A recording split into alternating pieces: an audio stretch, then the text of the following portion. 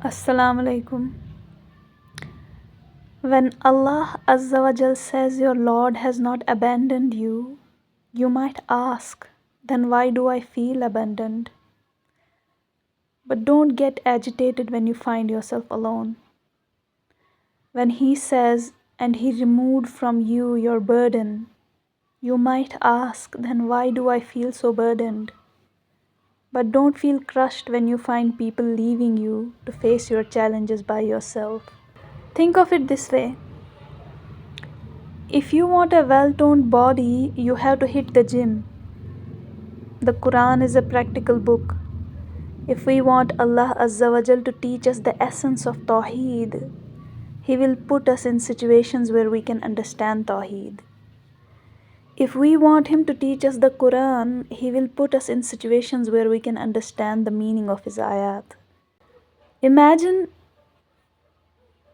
a person wants a well-toned body because they are overweight. But the moment someone drops them at the gym, they sit there feeling sad and burdened and wasting that opportunity. Yes, it is going to take effort and resilience. But inna ma'al usri yusra. You can't have something without putting efforts into achieving it. The same way these experiences are not meant to crush us. Rather, they are meant to remove the burdens that are crushing us. Because it is these moments of utter aloneness, I am not going to call it loneliness, okay? So, it is these moments of aloneness when He teaches us what Tawheed means.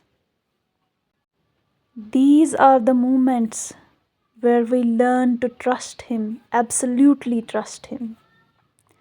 And no matter what happens, those moments of knowing the Tawheed will make us feel like the richest person on earth, even if outwardly we seem alone. Allah Azza wa Jal teaches us the Quran practically, except that some of us just refuse to learn, and not out of arrogance, but mostly out of fear. It is like being in a pool when we can't swim. We are so busy flapping around in our need to survive that we forget to float. Little children are literally thrown into pools by their parents.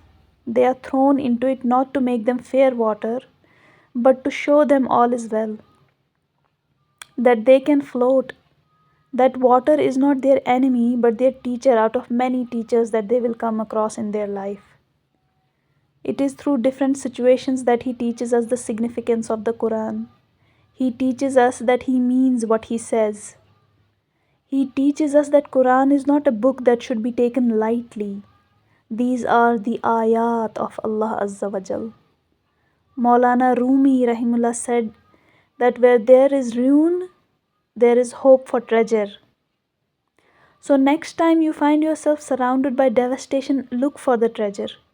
Look for the treasure because Allah Azza wa Jal says, Allah intends for you ease and does not intend for you hardship. If you are finding yourself going through hardship and you really believe that this is done out of His wisdom, you will start looking for the treasure. There is treasure somewhere around the corner, and the best treasure is Tawheed. So remember, there is always treasure where there is ruin. If you want to find it, you will need to sift through the debris. You will need to put in some effort to find it.